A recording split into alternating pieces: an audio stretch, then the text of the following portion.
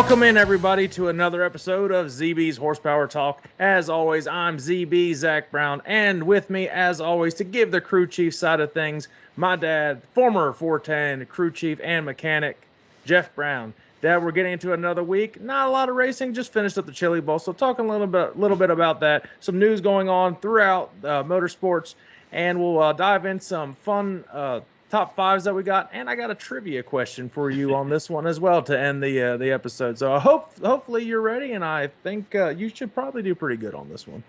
Yeah, cool. Well, Chili Bowl, if you don't know, it is for the four-cylinder midget class. It is indoors in Tulsa, Oklahoma in January, because otherwise you're not going to be racing anything in Tulsa in January. I think they had almost 300 cars throughout the whole week. It goes everywhere from, local dirt track guys, NASCAR superstars. Kyle Larson was there. Ricky Stenhouse was running. Former World of Outlaw champ Sammy Swindell. I don't know how old he is now, but he's still running. He's got to be in his 70s. Oh, I would think so. And, and hats off to Logan Seavey. He won. That's his second straight Chili Bowl win.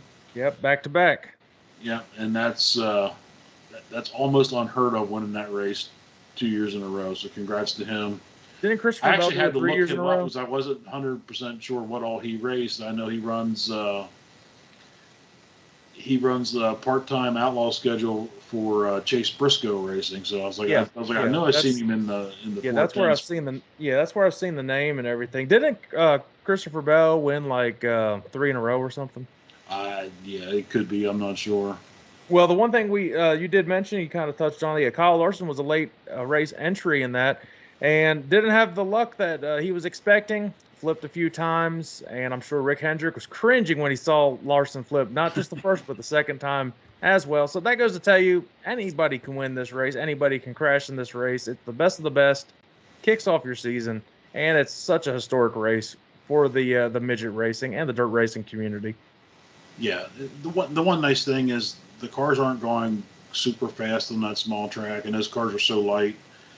They can actually flip and roll up, and they really don't do any damage. I've seen them roll over, they push them back over and start them off again. They keep on going, so it makes it a little easier. It's not like you're crashing one at Eldora or something. Well, going over some more of the news in the motorsports world, Kyle Larson, he got his first win of 2024. He won the Tulsa Shootout. So I don't know how much you know about that. I believe it's a late model race they have out in Tulsa, Oklahoma. Yeah, I'm wondering where in the world they ran that in January in Tulsa, Oklahoma. I'm not sure, but it can't be much colder than it has been over where I'm at, and randomly it's cold where you. And it kind of transitions nicely. What I wanted to bring up a fun topic. Oh, no, he won the Wild West Shootout in Arizona. Okay, well, I'm staying corrected on my bad. So, okay, that's a little warmer. But anyways, talking about cold weather, it's been cold as hell over here. It's actually cold where you are in Florida. It's pretty crazy. Now, from a mechanic and a crew chief that's worked on these cars for a long time, how do you go in about those type of races in those cold climates? You have Lincoln Speedway coming up here in about 2 months. They do the Icebreaker 30. How do you prepare for that, and how do you have that car ready for those cold conditions? Well, the biggest issue is going to be when you have an all-aluminum engine. As they are now at a normal temperature, your valve adjustment might be 0.004 of an inch. Say it's 70 degrees. So you're talking, as the engines run and they get hot, they expand. So when at the engine's up to the operating temperature, your valve adjustment might be 20 thousandths. So put that at 40 degrees, your valve adjustment might be at 0 when you first start those things. So it's very important to have your fluids heated, the block heated. Things are a little different now. They have all these heaters they plug into the radiator, actually circulate warm water, and they'll get the thing up to about 170 degrees just sitting there. And we have oil heaters. We used to throw a blanket over the hood and blow a torpedo heater in on the things, which, you could get those things up. You get some temperature in them right off the bat. A lot of times you even want to block off the radiator. They don't run fans on the sprint cars or anything, so you just take some tape, block off the radiator, try to keep. You want to keep a fine balance. You want the thing to run 180, 200 degrees, but you don't want it to get hot. You don't want it to be cold. And also importantly, we had this happen once before. We got teams heading down to Florida. If they had an engine, say they ran at the end of last year and had it in the shop, and they go and put it in the trailer, better make sure you have antifreeze in that engine, because we have seen them freeze in the trailer and break the block. Yeah, yeah. So that's for a sprint car specifically. Do you know how they would do it differently with NASCARs? I mean, it's completely different setup, engine, all of that. Similar strategies they could use with the blankets, the heaters, or is it just kind of way different since it's a stock I car? do know NASCAR, they do have a plug-in heater similar to what the sprint cars are going to have. Okay. They'll go as far as they might even, especially like in qualifying, they'll probably go to a slightly lighter gear oil, just because more viscosity for being so much colder. Especially if you're only going to run a couple laps for time trials. Those guys will come out for anything that's possible just to gain a couple thousandths. The sprint car guys probably are not going to do much of that. Yeah. Possibly may run a little bit lighter engine oil, but and they, NASCAR guys may change the grease in their wheel bearings and things like that, just to keep things going like that. I don't. Some of the there's I've seen tire heaters. You don't really see that in NASCAR anywhere. Formula One guys, they'll have the tires actually heated when they're sitting, in the pit area. I'm not sure if IndyCar does that or not. So they already have the little bit of temperature in the tires right before they go out. But there's a lot of things they can do to keep all that going on, and try to, being that you want to get it up to temperature as fast as you possibly can and safe as you possibly can. Yeah. So I'm guessing there's a certain temperature that the track crews look at and say, yeah, we're not going to race below this temperature. And I'm going to assume it's probably around 32 degrees. You can't really have it below freezing. And we saw sub-zero temperatures at Kansas City for the playoff game this weekend. I would say there's no chance you can race NASCAR or dirt racing or any of that in those type of sub-zero conditions. No, I don't think so. The track's going to be frozen. You get any kind of moisture at all, it's on the instant ice. Just out of a safety perspective, it's just you're never going to be able to race in. Sports betting has rapidly risen in popularity, and I want to connect you all with an opportunity to get started and get ahead. Having multiple sportsbook accounts is the simplest way to maximize your profits, and there's never been a better time to sign up than now. When you visit my page, signupexpert.com/ZB, you'll be connected to all the sportsbooks in your region, along with a review of each platform and its unique benefits. All these sportsbooks have valuable sign-up offers for new users, and when you register through my link, you'll be automatically receive the top offer at each one. When you use multiple sportsbooks, you ensure that you can always access the best available odds, which is key to successful sports betting. If you want to take advantage of these benefits and support this brand, please consider signing up for your next sports book at signupexpert.com/ZB. Back to the show. News out of John Force Racing is that Austin Prock will be replacing Robert Height for at least part of the year, driving the Cornwell Tools funny car. I know that they said Robert had some health issues going on right now, and best of health to him, and hopefully he recovers soon and be able to get back in the car. But it's pretty exciting news. Austin Prock, his dad Jimmy Prock, and I believe it's his older brother are both as co-crew chiefs or whatever they call them on the funny cars on that deal. So we got a whole family affair going on for the funny car. It did not mention in the article because he's been running Top Fuel for John Force, and it didn't mention whether that's going to be sitting, not happening at all this year. Is it possible for him to do double duty? No, I don't believe they. I don't think they allow that in NHRA. Okay. I could be wrong on that. You can do double duty, but you can't do it in 2 pro classes. Oh, okay. Yeah, I mean, I guess it kind of makes sense. Yeah, because that would be pretty tough. But Robert Height, gets well. Does he? Does Jimmy or Austin Prock get back into Top Fuel? Does he stay in the funny car? None of that has been all set, but luckily all the sponsors with Chevrolet and Auto Club and Cornwell Tools and all their major sponsors were cool with. Robert Height's a champion. They signed on having him, so it worked out well for them. So it'd be interesting to see. Be interesting to see how he does in a funny car. That's it's a big difference. You're going from a 300 inch wheelbase car to 100 and some wheelbase car with the same amount of horsepower. And that's what I was going to ask. How much of a transition will it be from him running the Top Fuel going into a funny car, and what difference will he have to really do in those cars? Yeah, well, he's gonna have to drive them a little more. You got that 300 inch wheelbase. It's basically a missile. It's going to go wherever you point it for the most part. They don't react. And then you get that short wheelbase car, like I said, they have the same power plant, so they're making the same amount of horsepower. They have the same tires on it. Just show everything, into a 15-foot car. The short wheelbase, you're going to react on the steering wheels a lot more. They're going to be moving around. And it's also, he's going to be behind the engine for the first time. Top Fuel, the engine's behind the driver. Yep. You got 11,000 horsepower sitting there right in front of you. I tell you, they're braver than I am. I can tell you that. Well, it'll be interesting for sure. And it probably comes down to how long Robert Height's going to be out, how Austin Prock's doing in point standings, whether they just let him ride it out for the rest of the year. If it's not a significant amount of time, Robert Height's able to get back into it. Does he apply for a medical waiver like they do in NASCAR?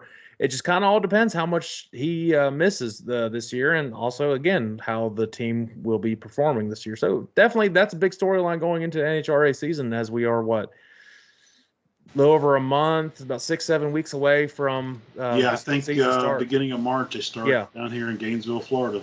Yeah, so it'll be definitely interesting for sure. But, yeah, hopefully thoughts and prayers out to Robert Height. Hopefully he gets better and it makes a great comeback, great champion in the sport. They definitely need him, but awesome for Austin Prock having this opportunity. And hey, if he does pretty well, maybe he goes full time in a funny car. Who knows? Yeah, we'll see.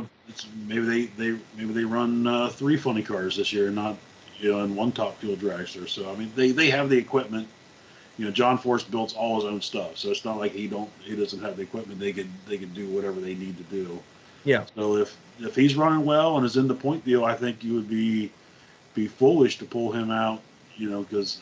And also Robert Height has to do is get into the top, whatever it is, 10 by the end of the, and he's a great driver. All you win a couple races, he can probably get back in the top, depending on how long he's out, of course.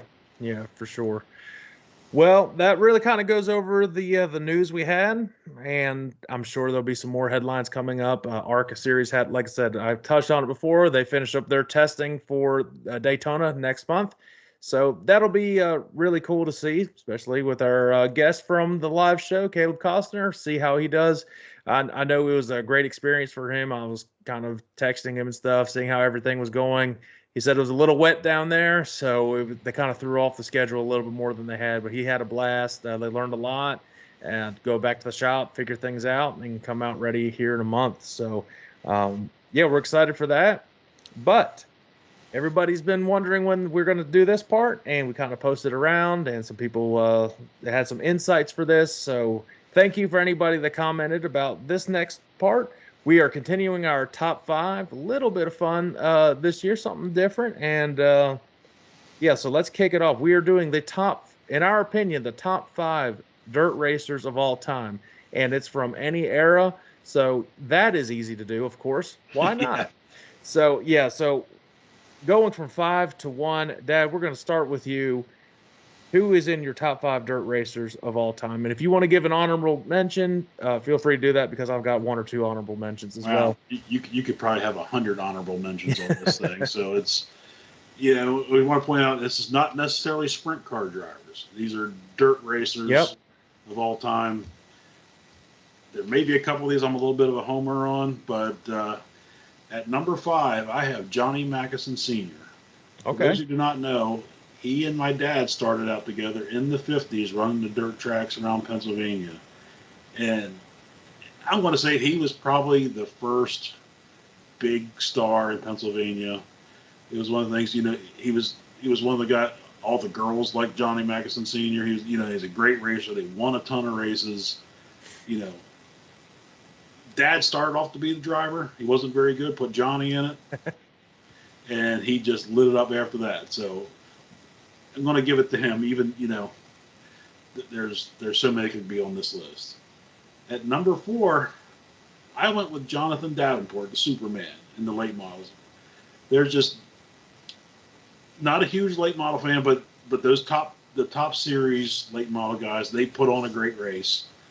And this guy is in contention every week, every race. I haven't followed it enough that I don't really know if there's ever been like a big superstar before him that I could think of. I'm sure there has been. But as far as that, I have him. Number 3, I don't believe I've ever seen him race in person, is Jan Opperman. He was probably the 60s and early 70s, so I'd probably seen him when I was a little kid if I didn't know who he was, running sprint cars. I started out, in Pennsylvania, but then he ended up traveling, cross country, and just he was like the first hammer down hard racer. Talking about little wings and the whole deal and that whole thing. What era was that? What's that? What era was that in? I'm going to say 60s and early 70s. Okay. He even, at some point, I know he had some tests in an IndyCar at Indy. I don't know if he ever actually qualified for the race or not. But, he was, at the time, he was the dirt racer everybody wanted to beat and needed to beat. Yep. So these next two were tough. They could almost go either way. But at number 2, I got an era before Jan Opperman. I have A.J. Foyt. Okay. People think of A.J. Foyt, IndyCar. They forget he raced sprint cars, champ cars, dirt cars. At one time back, in the 60s, the path to Indy was running sprint cars. Then you would go to the USAC champ cars, He ran the Pennsylvania tracks. He ran Williams Grove with like Mario Andretti, all those guys. You don't think of those as dirt racers, but they were absolutely amazing dirt racers. So he and Pop came across paths quite a bit then. Well, I'm sure they did, but they kind of ran different cars back then. Okay. Dad with Johnny had the jalopies or whatever they wanted to call them, and then the money back then in Pennsylvania was in modifieds. Sprint cars weren't that big of a deal. Yeah. So the number 1, of course, you got to put him on any top 5 list, dirt racers. King of the Outlaws, Steve Kinser. Who can argue with his success? Yes, he was with Carl Kins for most of the time. But yes, it takes a great driver, great mechanic. But the guy won, 600 World of Outlaw A-main features. I have never seen anybody with car control like Steve Kinser. It's one of the... He was so determined. And for a big, like you see drivers now, like Kyle Larson weighs about 140 pounds. Steve Kinser got 100 pounds on him. Yeah, he's a big guy. Big, strong guy. I know he was a champion, high school champion wrestler, the whole deal. So, he just could wheel that car like nobody else. And it would piss us off all the time. We're like, there is no way he's not cheating or anything. I mean, that's just how good he was, how smooth he was driving this corner. And those PA Posse tracks, he's in the all-time win list on those. Yeah, that's he doesn't crazy. race them. He'll run in there 3 times a year. Yes, exactly. So it's insane. Quick little story. There was one time we were racing down in Florida, and we were with Wolfgang, which he would be an honorable mention on my list, I guess, if you want to put it that way. But it was just warm-ups, and it was Wolfgang and Steve Kinzer running, and I don't want to say we were running at the Tampa Fairgrounds. I could be wrong on this, but they ran warm-ups 5 or 6 laps side by side. Neither one of them moved an inch off of each. I mean, they were just right rear to left rear the whole time, and just they were. It was almost like it was just fun for them. They wanted to see how long they could run side by side, and it was with the whole entire warm-ups. The cars never moved an inch. Just the amount of car control was just unreal with those guys. That's yeah. So obviously, there's people on the list I've never heard of before that you mentioned. And this is my list. My honorable mention is Davenport. It was tough if I wanted him on here. I mean, one of the best late model racers, and he was able to get opportunities in NASCAR. Now he possibly going to get opportunities coming up in more stock car races too. He got to race in SRX as well, and did great. Did he? He won. He won an SRX. He won a dirt race in SRX, I believe. Did he win SRX or did he get second?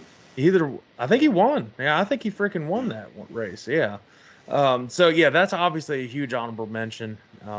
I like the. I had him in. I took him out. I had him in. I took him out. Yeah. I wanted to put a late model driver in there. Yeah, I do have a late model driver in here, but I am pretty sprint car specific, I guess you could say, in this one, and you could probably guess who I would think of. So at number 5, he's still racing. Talk about somebody that's on all-time win list in these tracks he doesn't race at every single week.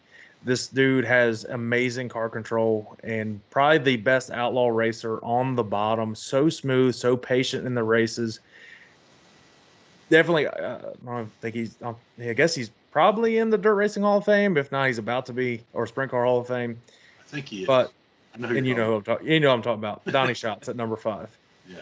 So that was hard to keep him off the list. As much success as he's had, he's had a couple down years lately, but his down years he still finishes top 5 at the point standings. I mean, that's still pretty good.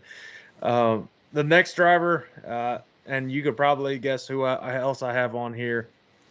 And Pop actually thinks he is one of the best, if not the best, dirt racers or just general racers of all time. When I talked to him last year's interview.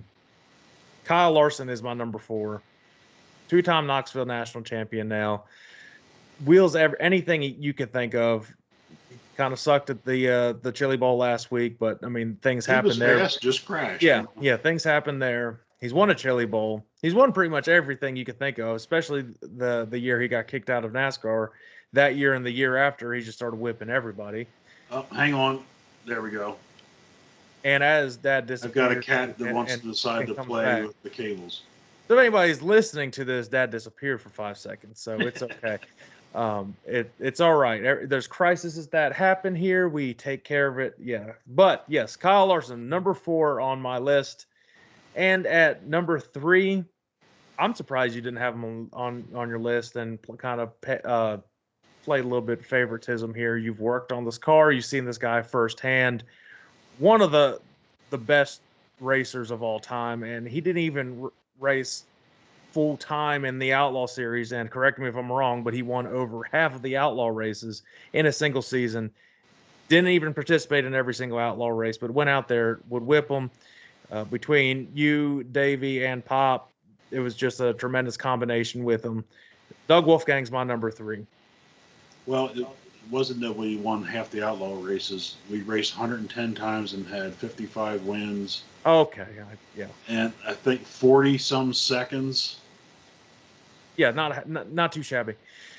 Yes, and so, yeah. I had him between him and Davenport on my list. I took them all on and off 3 or 4 times. I'm surprised you didn't have him on there. And Wolfgang loves doing interviews, in case anybody was wondering. Just clearly loves it. Just like Pop loves interviews, too. Just obviously wants to get bombarded by Flow Racing at the high limit races last year.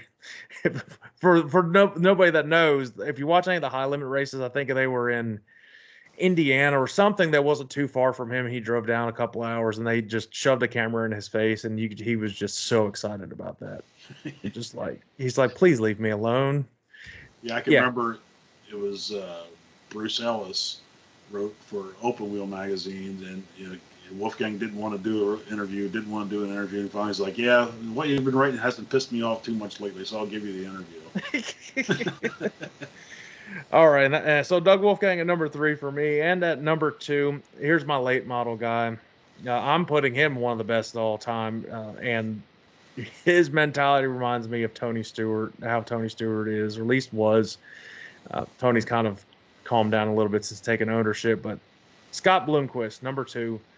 Just if anybody watches any interviews with him, I forgot about Bloomquist. He's just like, listen, and he has the kind of that Ricky Bobby thing. He's like, yeah, I wake up and I piss excellence, and and there's ones where they send him to the back. I forget what exactly it was, some sort of penalty, and the officials sent him to the back, and they were like, so what do you think about that? He's like, oh, they sent me to the back. I knew it was over then, and I was like, I was going to drive the shit out of that thing. And his interviews are flawless. Great late model racer. I think he's, if I'm not mistaken, and I apologize if it's not this guy, but he has cancer, or at least was battling cancer at some point. I think he had some kind of illness. I know he's been racing. Yeah. All right. Yeah. So my number 1 is going to be the same as yours, Dad. How can you go against the guy that is the king of sprint car racing? And I was lucky enough to see him towards the end of his career. Awesome driver. Seems like a really great guy. I don't think I've ever really met him, but seems like pretty cool guy. I don't really know. You probably know more than I do. I don't really know anything about it. Until he and Sammy would get into it, which would happen, Sammy got into it with everybody. So, I mean, that didn't take much. But, yeah, how can you deny the king, Steve Kinser? All those wins, I don't even need to explain it. His resume speaks volume for what he did. So yeah, for the longest time on the Outlaws, on the 2-day shows, they did not count the preliminary nights as an Outlaw win. So at one point he had 200 and some Outlaw wins, and they were just the second night. Yeah. So I think when they factor that all in, it's like well over 400 or some kind of crazy. Yeah, that's pretty insane. So there's a top 5 this week. So anybody listening right now, prepare for next week. And I haven't even told you what we're doing next week. So all right. So we did top 5 dirt racers. Let's do top 5 NASCAR drivers of all time, and that's gonna be controversial. Yeah, that's not any easier to narrow that one down. So I've actually already wrote my 5 down, but yeah, for next week we're gonna do top 5 NASCAR drivers of all time. So one last thing I want to end with, Dad. Can you give the list of the 5 oldest current NASCAR tracks, ones that are currently racing on? Oldest at number 1, and then less oldest, but still old, at number 5. Martinsville. Number 1, 1949 was the first race. Darlington. Darlington's number 2. 1950 was the first race. You're on a roll. Daytona, number 5, 1959 was the first race. I figured that was probably going to be pushing that one. You got 3 and 4 left. Richmond is number 3, 1953 was the first race. I will be shocked if you get number 4. This one actually shocked me. North Wilkesboro? No. Pocono? No, that was in the 60s. I think it was actually exactly 1960.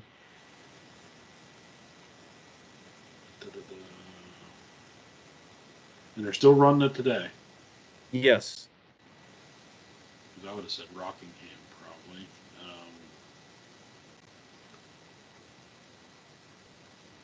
I will give you a hint. Let's just say Jeff Gordon and Tony Stewart have had a lot of success here. Wow. Well, I narrowed it down for you. And Chase Elliott does pretty well here, too. Phoenix? No. All right, they also make right turns. Oh, Watkins Glen?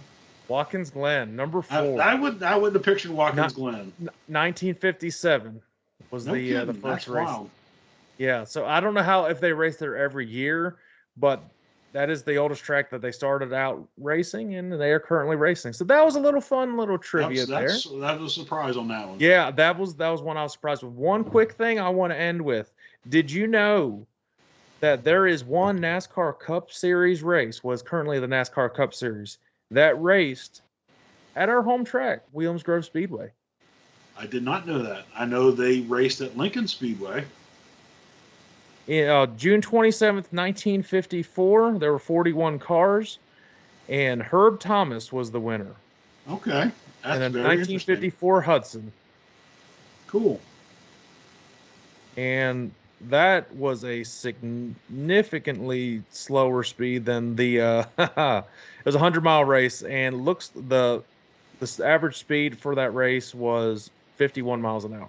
That's a little slower than the sprint cars run now. A little bit, yeah. So yeah, I thought that was a little fun little tidbit there. So yeah, that does it for episode 2 of season 2. Make sure you guys hit that like, subscribe button if you're watching on YouTube. If you're listening to it, make sure you share. We're on Apple Podcasts, anywhere you get your podcasts, and follow on all social media platforms. Make sure you keep following, because we'll drop those top 5s and see what you guys think for top 5s. Give us in the comments what else are other things you want us to talk about, and what maybe we should quiz each other on too. Like to have these surprise trivia things. It's a lot of fun. Brings a lot of interesting facts to the show. So, all right, Dad. Till next week, we will get back to it then. All right. See you then.